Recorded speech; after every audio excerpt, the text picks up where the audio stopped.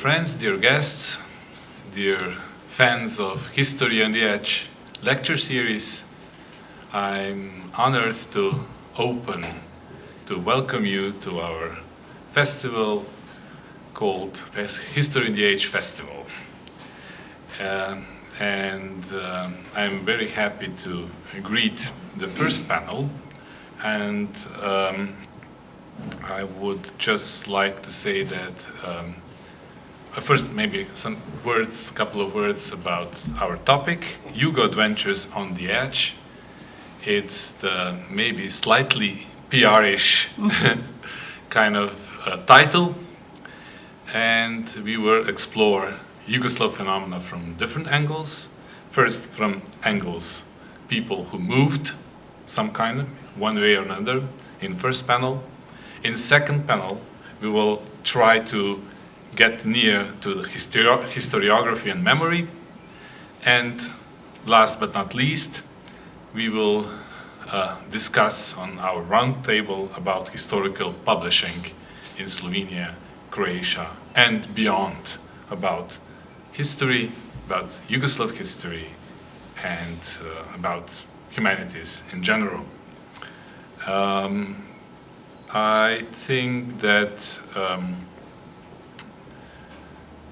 those of you who don't know why is History on the Edge, every year at the festival I say the story. History on the Edge is Zgodovino na Špici, because Špica is the place where our institute is situated.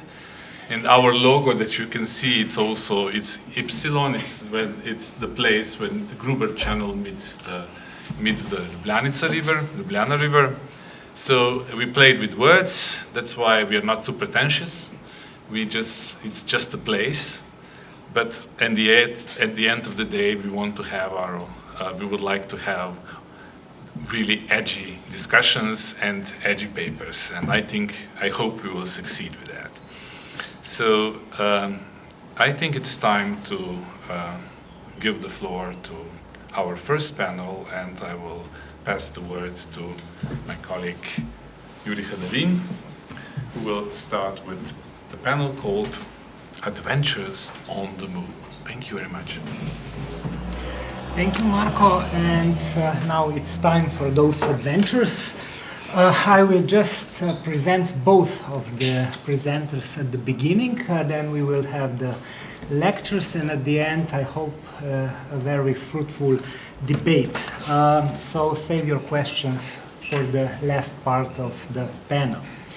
And now I will start in the opposite order. So many of you already know Anita Buchin. She has been for a long time working in Pula as a researcher at the Center for Cultural and Historical Research of Socialism at the Juraj Dobrila University. And she's also not new at the History on the Edge Festival, as she participated already at its first edition in 2022. Now she is a postdoctoral researcher at the Nova University at Lisbon, and she's working on phenomena, which will be the topic of today's presentation, of so-called galebovi, or seagulls, local young men in socialist Yugoslavia in the Adriatic who were engaging in sexual or romantic relationships with foreign tourists.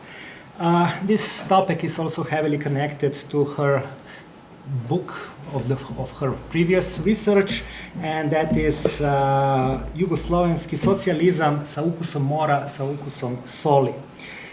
So Yugoslav socialism with the taste of sea and the taste of salt.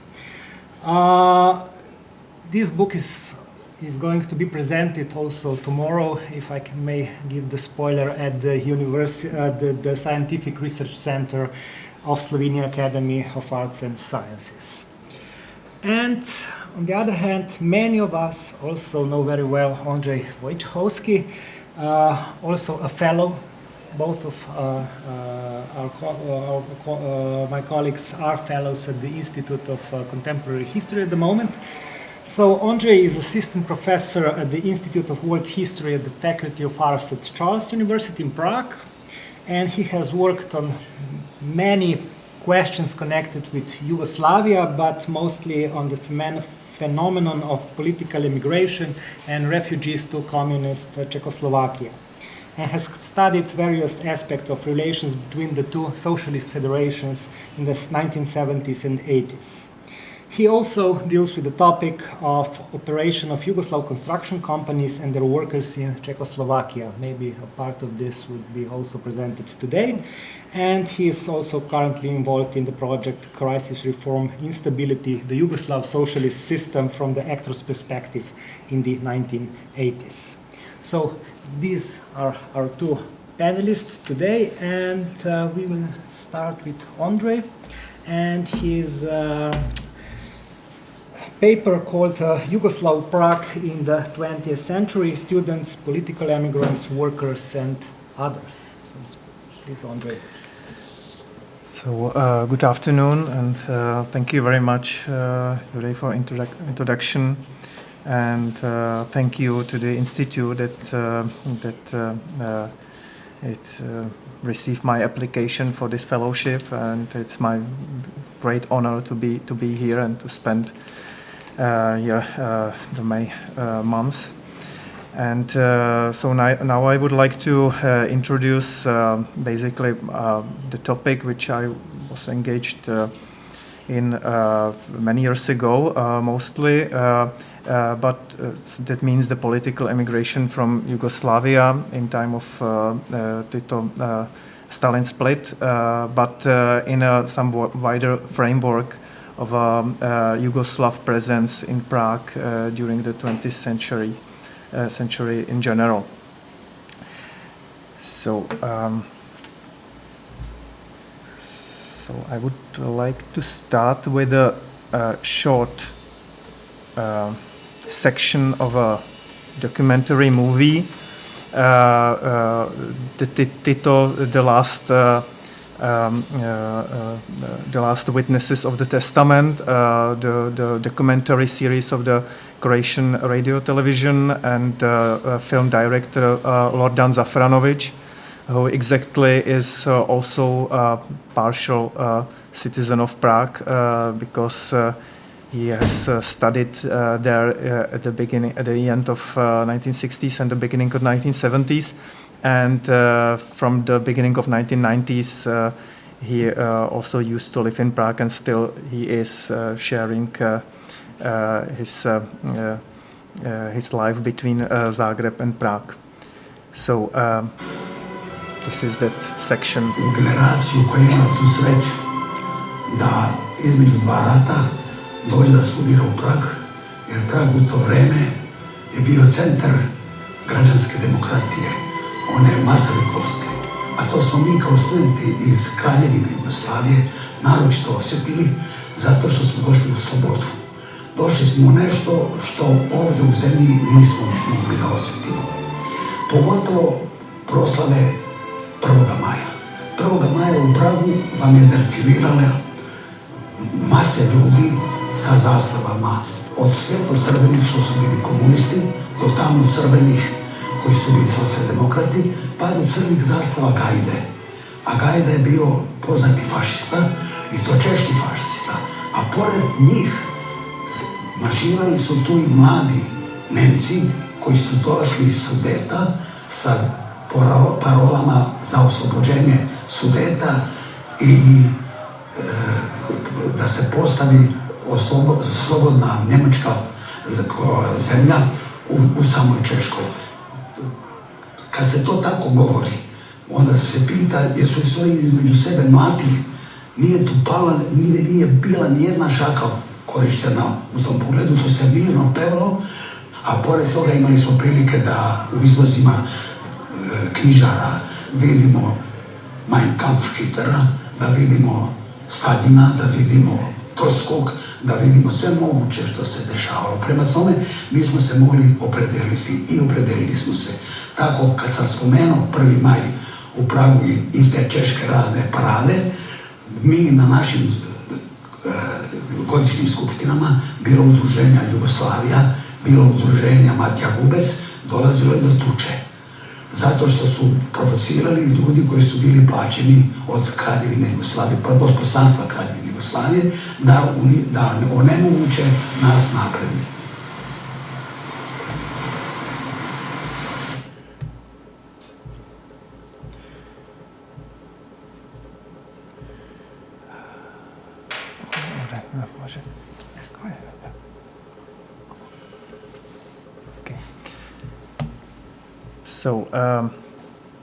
So this was, as you have seen, Oskar Danon, the music director who had studied in Prague in 1930s.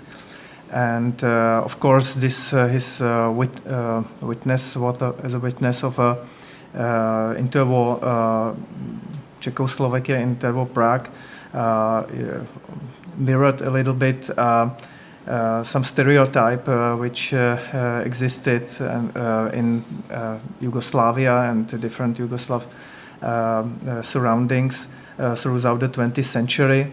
So Czechoslovakia, and especially its Czech part and the capital city, as advanced and developed, culturally developed country, and the city where the Yugoslavs were getting an experience of being abroad. And interesting is that in Prague especially, those experiences were not only connected of observing the situation in this country, but also of thinking about the situation at home and about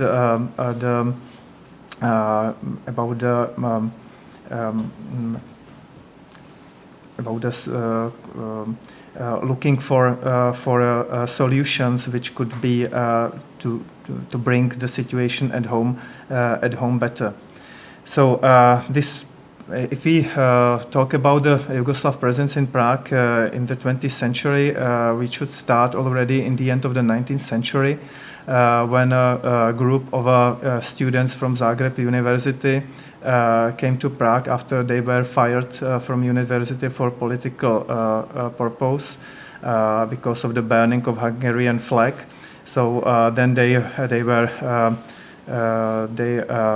were fired from all the universities in Hungarian kingdom, and then they moved either to Vienna, Graz, but also in Prague. And coming to Prague was very was explained programmatically, so as a symbol of a Slavic unity, and Prague was seen by them as a Slavic capital city in the Habsburg monarchy. So, but what was interesting and what was important, that even though there were students of Croatian and Serb nationality, but also Slovenes, that they were able to collaborate together, what was sometimes very difficult on their domestic soil. So many of later politicians, but also people from the science and culture, had or gained that experience of being in Prague and studying in Prague. Most of them were pupils of Tomáš Garrigue Masaryk, and later they declared themselves to be the Masarykovci, the Masarykians, in their home country. With the collapse of or the fall of the Habsburg monarchy and the raising of the new states, so Prague became a capital city of the Czechoslovak Republic, and also its political leaders were trying to recompose the Prague as a capital of a new state, which was projected as a democratic and republican, and it is very well known, and maybe it is worthless to repeat it here in Ljubljana, that it was Jože Plečnik who became an architect of President Tomáš Garrigue Masaryk, and who rebuilt the Prague Castle for the seat of the head of the Czechoslovak state. But later, a little bit later, so at the turn of the 20s and the 30s, Plečnik also projected a church of the Most Sacred Heart of Our Lord on Prague's district Vinohrady, which became first and not last building with this Slovene or Yugoslav footstep, which changed and dominated the Prague skyline, if you watch it from the Prague Castle. Another important citizen of Yugoslavia who was very well known in the interwar period was the Croatian sculptor Ivan Meštrović. So even though Prague has not any public monument which would be authored by Meštrović himself, he was very much present in the Czechoslovak and Prague's public of the time, especially the newspapers which were closely connected to Masaryk and that Prague circle propagated Meštrović. And it is interesting that mostly those medias which were written in a German language, so they paid a lot of attention to Meštrović and to his work. So on these two images you can see Meštrović portraying Masaryk in 1923 and a poster of Meštrović's exhibition in 1933, which exactly was one of maybe the biggest exhibition of foreign artists in interwar Prague at all. And 10,000 people visited this exhibition, and this exhibition was used at that time as some manifestation of a friendship between the two states, so in Czechoslovakia and the Kingdom of Yugoslavia, even though Meštrović himself used this opportunity and every time he met with Masaryk to debate with him on the internal problems of Yugoslavia and exactly how to solve and avoid the authoritarian tendencies and of the regime. Another famous personality was Svetozar Pribičević, so that means one of the leading personalities which stood on the beginning of the existence of the kingdom of Serbs, Croats and Slovenes, who later became an oppositioner and dissident, and so after the proclamation of dictatorship, the king Alexander allowed him to leave Yugoslavia for Prague and Paris. Pribičević lived 2 years in Prague, then moved to Paris and returned back to and died in Prague in 1936. This is exactly the building of the hospital, which is now birth hospital, where Pribičević died. And in Prague there is also his grave on the Prague's central cemetery in Olszany. Nevertheless, another oppositioner was very much present in the Prague's public during the 1920s and 1930s. It was Croatian writer Miroslav Krleža. Krleža exactly published in Czech translation his novel The Croatian Got Mars, or this or part of it just immediately or in very short time after it was published in Croatia. And interesting is that Croatia was very critical toward Yugoslavia from the leftist positions, but at the same time also toward Czechoslovakia. So his expressions and talks on the situation in Czechoslovakia were very, very harsh, that he exactly did not make any difference between the Yugoslavia and Czechoslovakia to point out that exactly the Czechoslovakia is the state where Czech bourgeoisie is oppressing other peoples and its working class. But despite of this, Krleža was much present as an official author from Yugoslavia. What was expressed by that his novel, The Return of the Filip Latinovič, which Krleža wrote in Prague or in Zbraslav, the small town near to Prague, was published as a part of the Yugoslav library series. So that means the official, or like an official with the Czechoslovak Yugoslavly connected editing program, which should present the Yugoslav writers in the Allied Czechoslovakia.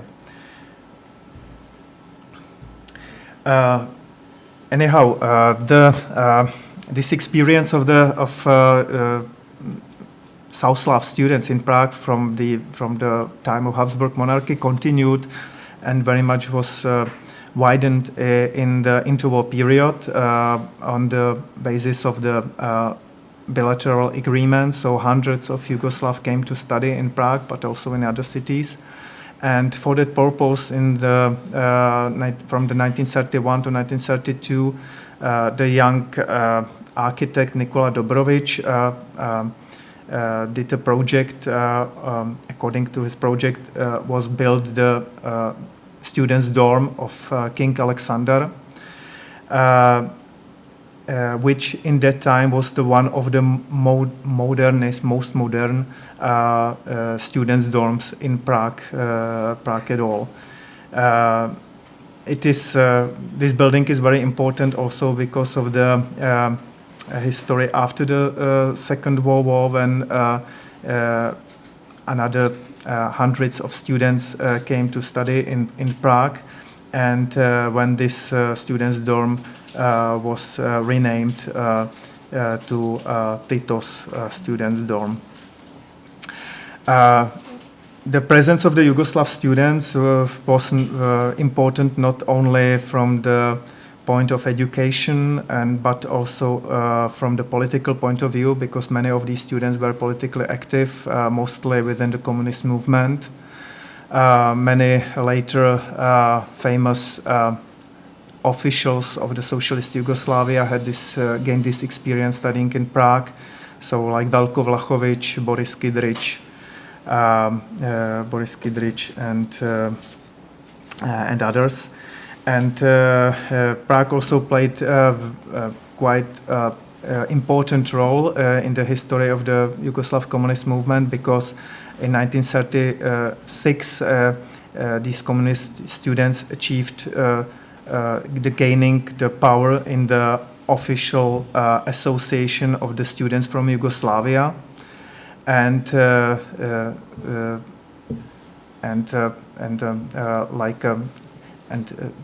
all together, so all the leaders of this association together in January 1937 went for Spain to join the inter-brigades. So it was very demonstrative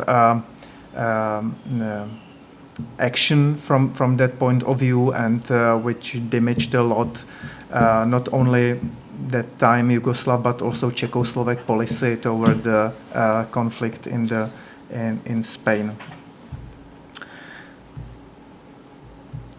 So in Prague there is also a presence of Yugoslavia in the public space, especially by the street names. The most important street which holds the name after Yugoslavia or after some symbol taken from Yugoslavia was the new built boulevard in the district of Bubenec. So it was the Boulevard of King Alexander, which was after the Second World War renamed to Tito's Boulevard. But after the Soviet Yugoslav split, it was renamed again to Yugoslav Partisan Streets, which is still until now.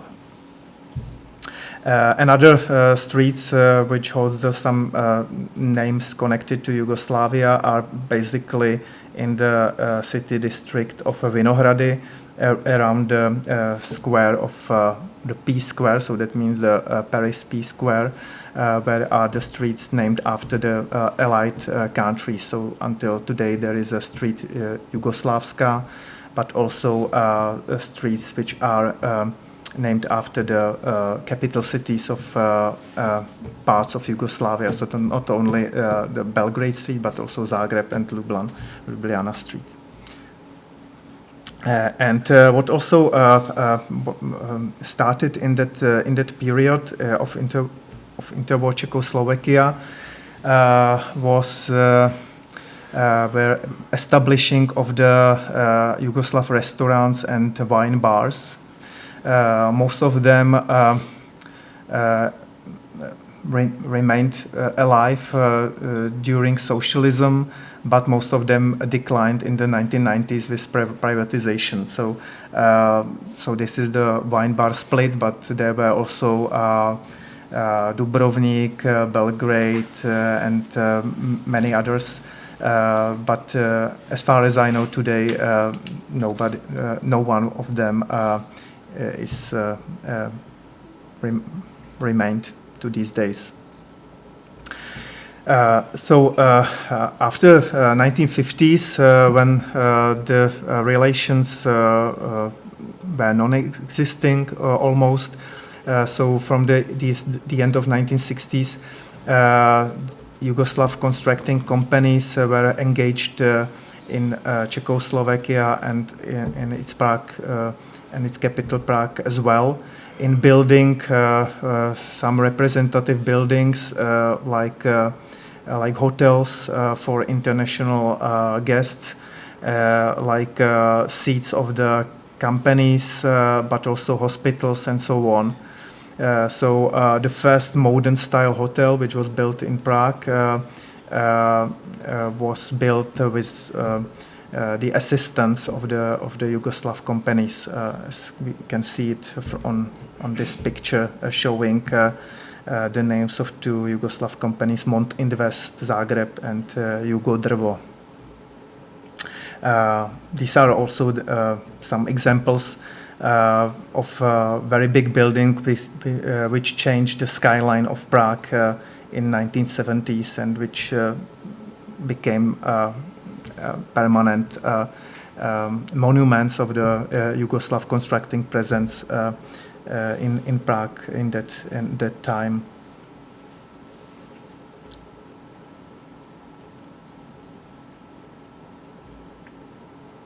And as far as I know, the last famous building built in Prague with some Yugoslav footstep is the famous dancing house built in 1990s according to the project of Vlado Milonic, who is a Czech architect of a Croatian or Yugoslav origin. And with this man who unfortunately died 2 years ago, so we can switch to the second part of the presentation, and I would like to focus on the Cominformist emigration. The parents of Vlado Milonic came to Prague as opposers of Tito's regime in 1948, as they were returning back home from the United States, where they should buy technology for producing the penicillin for Yugoslav medicine care. And they were not the only ones, because in that period also other individuals from the United States, but also the other countries, were gathered in Prague to build here a first unit of the first center of the political emigration, which stood behind the Soviet Union against the leadership of the Communist Party of Yugoslavia. So I would not go much into the details. Most of it is described in the book, which you can read. I've in this book I've mostly focused on the not only on that organization in general, but also on some fates of individuals, like for example. This is the Titoist caricature of these traitors working abroad. But for example, Theodor Balk, who was a Jew of a Jewish origin from Zemun, and who was active as a leftist or communist journalist and writer, and in the time of split, he was on a position of the director of the film company Zvezda Film in Belgrade. Another one was his wife, Lenka Reinerová, who became famous in 1990s as an old lady already, as the last German writing author from Prague. And so she gained some respect and became famous in Germany, especially, but also in Czech Republic, as a witness of a interwar multicultural Czech-German mixed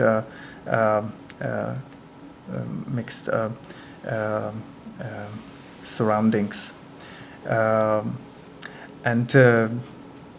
For example, another one was Anton Rupnik, who was a Slovene who came to Prague from France, where he was a member of a Slovene immigrant community, and after the war he organized the re-immigration of the Slovene workers and miners from the northern France to Yugoslavia, and who is the father of a quite famous political scientist, Jacques Rupnik. But in the end, I will focus on the fate of Ivan Sinanovic, who was rather second or the third class immigrant in Prague. So he was not intellectual, he was not writing, he was rather ordinary boy from Slovenia, from Yugoslavia, a partisan boy who by fate, by chance became a political immigrant in Czechoslovakia, but he created on that experience his identity, which he took until the end of his life. So when I was presenting in Ljubljana at one workshop, some of you were there. I've raised some reactions by the revealing that Ivan Sinanovic is on the iconic photograph from the Second World War in Slovenia. This is that boy,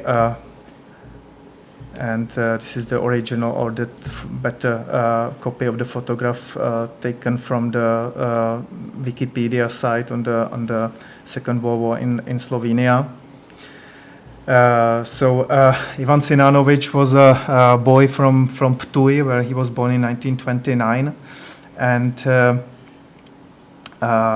as as a teenager or a 13 years old boy, he became a partisan because his father, a worker on the railway, was partisan as well, but he was killed in a combat just a few months after the occupation of Yugoslavia. So older brother of Ivan joined partisan and took Ivan with him. So as a very young boy, he very early joined also some combat actions, and went with the first Slovene proletarian brigade through the all events of the Second World War, mainly on the territory of Slovenia, but also, as he was claiming, also he took part in the liberation of Belgrade. So after the war, he was selected for learning craftsmanship in a Czechoslovak industry, and with other partisan boys, he left for Czechoslovakia.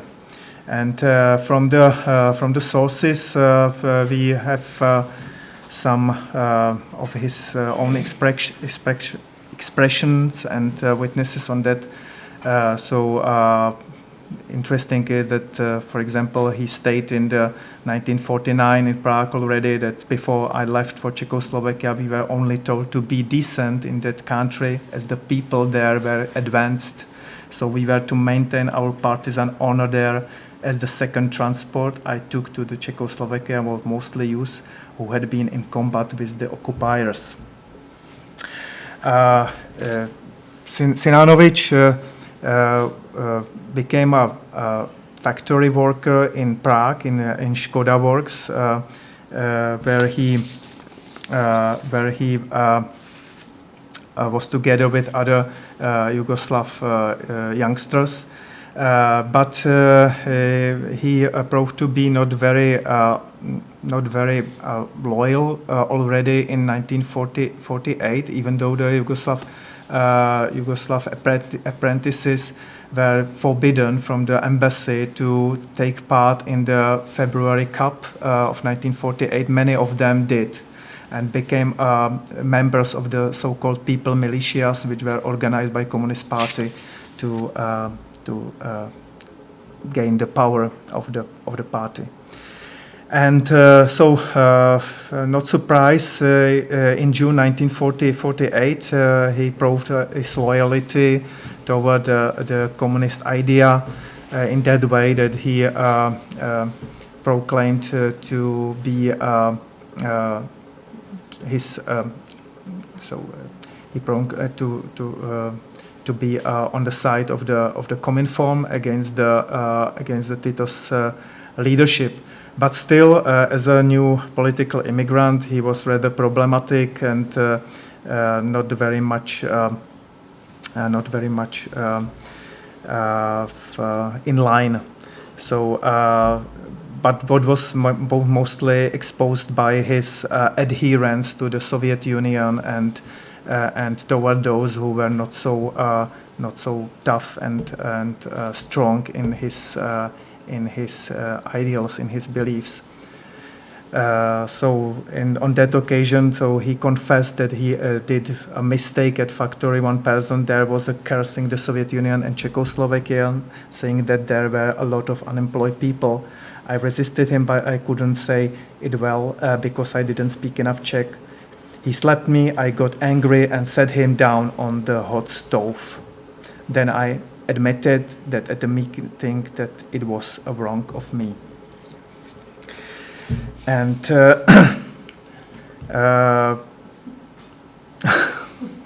and this is an expression of some Czech guy from the factory. So his master that exactly he did not think that he's in line. So he was like sometimes resistant toward the masters. So, however, he did not accept my arguments and was rude. Last but not least, after my reproach that he was lying, he used violence against my person. He wanted to shoot me, but he had not pistols with him, fortunately. And so he rushed at me, but was detained swearing badly. He is not a member of the party and could not be admitted to our plant. So this is another his expression, but which is talking about his later development when finally he became a proper citizen in Czechoslovakia and admit that the Czechoslovak communists, Czechoslovak comrades could be example for the Yugoslavs, even though they were fighting the fascists and not sitting at home like many of the Czechoslovak comrades. But Sinanovic, in the time of the split, was not so much involved, and he was rather on the side. But his time came after the Soviet occupation of Czechoslovakia in 1968, when he became one of the leading personalities of the movement of the new Communist Party of Yugoslavia. He was gained by Pero Dragila, who was the former one of the leaders of the group from the beginning of 1950s. And together they both organized Prague party cell of this new movement, which was led by Mileta Perovic, who was later kidnapped and sentenced to life imprisonment in Yugoslavia. So this is a couple of Dragilas who were interesting is that they were living in the square of Jiří z Poděbrad, where is the Plečnik church. So when I was visiting Dušanka Dragila, so from the window the view was on the Plečnik's church.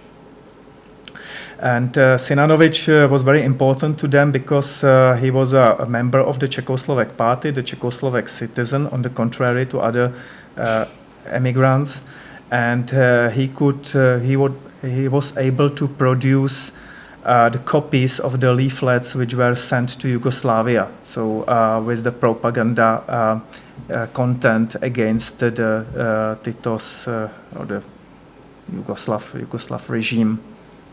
And he is in the uniform of People's Militia because in his factory he was a commander of the unit. And the actions of Ivan Sinanovic, even though he was an ordinary man, a worker, raised strong protest from the side of Yugoslav officials. So during the 1970s, so every time when the leading officials were talking to their Czechoslovak counterparts, so they mentioned Sinanovic as an enemy of the socialist Yugoslavia, and asked for or urged the Czechoslovak to stop him in this action. What's exactly never occurred because even though he was many times told to stop this action, he, after some time, months, repeated sending these leaflets to Yugoslavia anew. So finally, it was the kidnapping of Mileta Perovic and the decline of this neo-conformist movement, who led to also the decline of this leaflet action from Czechoslovakia. And finally, Sinanovic was was also present with Husák and Štrougal, the leading personalities of the Czechoslovak regime. So if we take into consideration this famous photo from the war, so another event when he met some historical personalities took place also in the 1970s. Probably Husak and Strugel didn't know that they are so close to the man who caused them such problems with Yugoslavia in that period. So I should finish.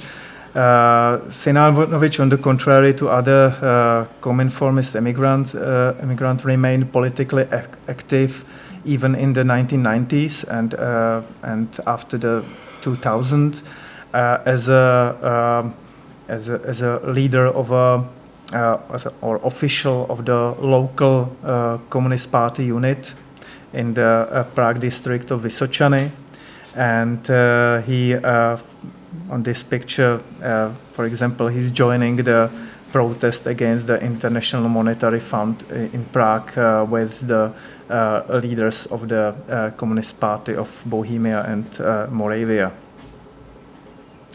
And in the press of the Communist Party, he was sometimes also celebrated as a Second World War hero. So here is an article about him with the title "Slovenian fighter Ivan Sinanovic rescued American airmen." And this is probably the last picture from any medias showing him as a war veteran and a participant of some commemorative event in May after 2010. And for further reading, I can recommend you these books. So thank you very much.